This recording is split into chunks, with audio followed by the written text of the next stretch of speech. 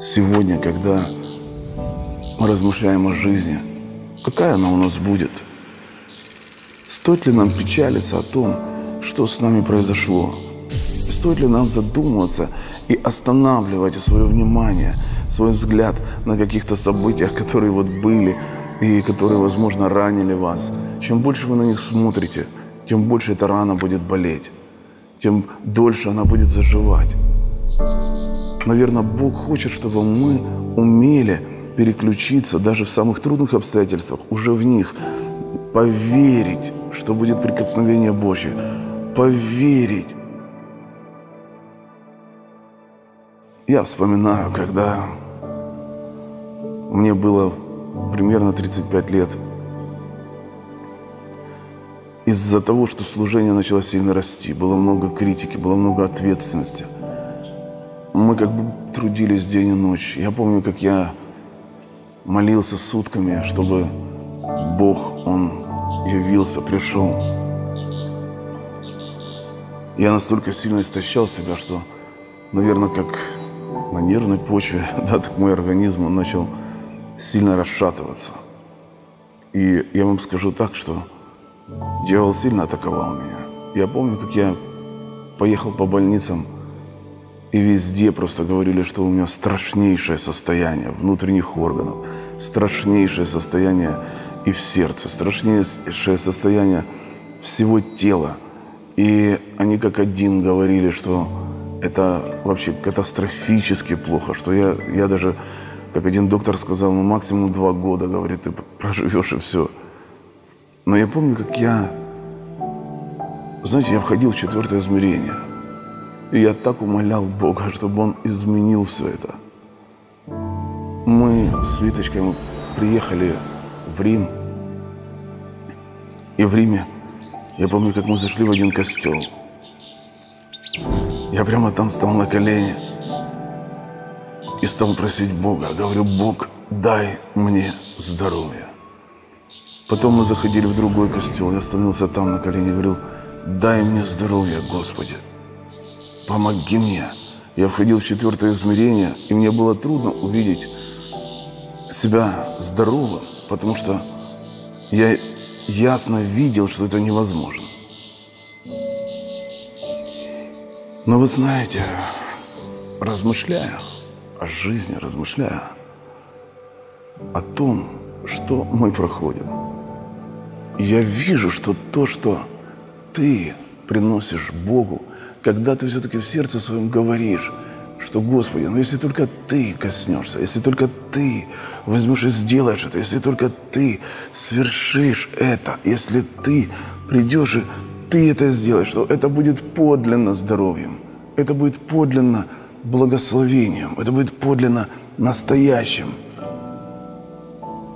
Ведь мы устаем от того, когда то все хорошо, то все плохо, то мы защищены, то мы не защищены, то мы больны, то мы здоровы, то у тебя здоровье и энергия, то у тебя немощь и бессилие. То есть ты устаешь от этого, и ты бы хотел увидеть, как благословение придет на твое тело, как благословение придет конкретно на все твои органы, на все твое здоровье. Придет благословение. И для того, чтобы это пришло, вот что мы говорим в сердце. Знаете, так наше сердце, оно как бывает говорит само по себе. Мы говорим в сердце, но вот, знаете, искусственно это не сделаешь.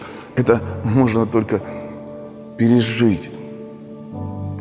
Я понимаю, что наше сознание, оно забивается этими атаками слов авторитетных людей, докторов, врачей.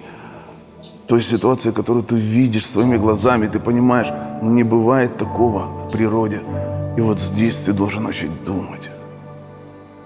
И я поделюсь с вами просто своими размышлениями и секретами. Я вдруг начал думать, что Бог стоит над землей. Он ее обновляет каждый день. Он творит каждый день новое. Почему Он не может творить новое в жизни моей семьи? Почему Он не может творить новое в жизни тела моего Виточкиного тела? Почему Он не может творить новое и новое? Он может творить новое в телах. Он может. И я поверил, что для того, чтобы Он сотворил что-то во мне, Ему нужно пройти через мою веру. Мое сердце должно заговорить. Я должен сердцу сказать, что если Дух Святой соприкоснется с моим телом, пройдя через мою веру, то оно будет благословенным. Я благодарю Его за это. Вы знаете, прошли годы, и потом я увидел, поймал себя на том, что невероятное благословение на моем здоровье. Я сдавал анализы множество раз, и каждый раз доктора говорили: это так удивительно, у вас идеальный анализ, идеальный, здоровее, чем у здорового человека. Говорят, все показатели в норме, что даже редко такое бывает. Но в кризисные моменты я видел себя здоровым. Я говорил сердце свое. И знаете, вот нужно через веру Богу пройти. А я вам хочу сказать, Он даст вам веру. Он родит в вас желание. Он родит в вас это хотение. Вы начнете просто, знаете, чего-то хотеть, и это будет от Бога. Ваше желание будет от Бога. Он пройдет через ваше желание, через вашу веру, и Он коснется вас через вашу мечту. Какая будет наша жизнь? И вот сегодня, когда я размышляю об этом, я думаю, на чем я сегодня буду сосредоточен, на чем я сегодня сконцентрирую все свое внимание, на чем я сконцентрирую свой взгляд, на чем я сконцентрируюсь. Вот знаете, моя позиция умственная, моя позиция моего разума, знаете, на чем я концентрируюсь. Радуюсь ли я в самом деле тому, что у меня будет? Но чтобы радоваться тому, что будет, мне нужно сначала это будущее увидеть. Мне нужно сначала увидеть, буквально увидел, овладел. Вот так примерно все выглядит. И радоваться можно, когда ты уже видишь, размышляя о жизни. Я скажу вам так. Скажу, как есть. Можно прожить разную жизнь, будучи с Богом. Можно прожить жизнь, в которой вы будете страдать, несмотря на то, что вы с Богом. Можно прожить жизнь, в которой вы будете видеть много счастья, побед и радости. Можно прожить жизнь по-разному. Что я имею в виду? Вот я понял, что Бог как взял и ответственность именно за это положил на тебя. Ты творец.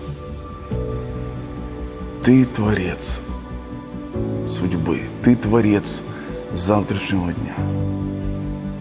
Ты человек, который можешь дать своей верой Богу действовать в твоей жизни. Ты можешь мечтать, и ты можешь увидеть. Мне хочется кому-то сказать, приходит время, когда все в твоей жизни будет по-другому. Будь готов к этому. Вот я прожил жизнь до того, как я пережил встречу с Богом в 2004 году. Вы знаете, это была страшная жизнь. И до уверования, честно говоря, и после уверования она была очень тяжелой. Я уже был пастором второй церкви, в Днепре церковь была, и в церкви было 130 человек. И вот я вам скажу, что настолько тяжелая была жизнь. Когда все изменилось, я так сильно этого хотел, что как губка впитывал все это. Но я даже понимаю, насколько нужно быть человеку готовым к таким переменам. И я верю, что сейчас в твоей жизни начинается этот момент. не говори в сердце твоем, что у тебя не получится. Что нужно, чтобы прямо вот кто бы сделал так, чтобы вот Христос пришел и все изменил. Знаешь, Библия говорит, нет, уже Он все изменил, теперь тебе нужно поверить и исповедовать слово спасения в устах твоих. Представляешь? То есть ты как бы в сердце говоришь. Это не просто физические уста, это сердце. В сердце твоем и устах твоих. То есть твое сердце должно говорить, верить и говорить. Все меняется. Я хочу тебе сказать, будь готов к переменам, будь готов к счастью, будь готов к радости, будь готов к процветанию, будь готов к тому, что ты будешь не унижен, а возвышен. Будь готов к тому, что ты будешь не одинок, но окружен любовью и друзьями. Пусть Бог тебя обильно благословит. Сегодня день, что бы ни происходило, говори в сердце своем, если только к одежде Его прикоснусь. Выздоровею. Аминь.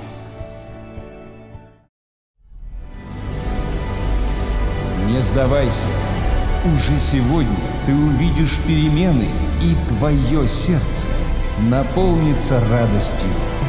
Владимир Мунтян. Друг мой, помни, я с тобой. Даже если у тебя нет веры, помни, она есть у меня. Все, что я говорю, обязательно сбывается. Я благословляю тебя. С молитвой о тебе, Владимир Мунтян. Я очень-очень рад и искренне благодарен, когда вы поддерживаете мои руки, когда вы поддерживаете мое служение своими финансовыми пожертвованиями. Спасибо вам. Пусть Бог благословит вас 1000 раз. С молитвой о тебе, Владимир Мунтян.